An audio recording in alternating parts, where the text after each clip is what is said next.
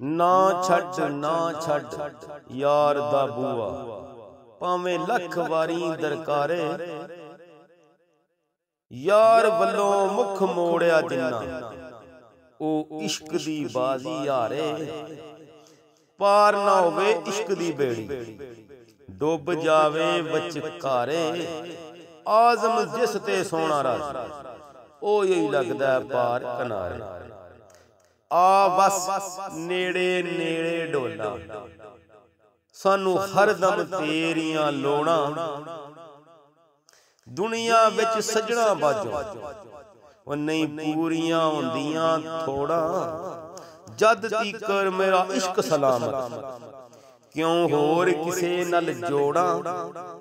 ਆਜ਼ਮ ਇਸ਼ਕ ਦਾ ਕਾਫਰ ਥੀ, ਜੇ ਯਾਰ ਵੱਲੋਂ ਮੁੱਖ ਮੋੜਾਂ। ਆਜ਼ਮ ਇਸ਼ਕ ਦਾ ਕਾਫਰ ਥੀ, ਜੇ ਯਾਰ ਵੱਲੋਂ ਮੁੱਖ ਮੋੜਾਂ।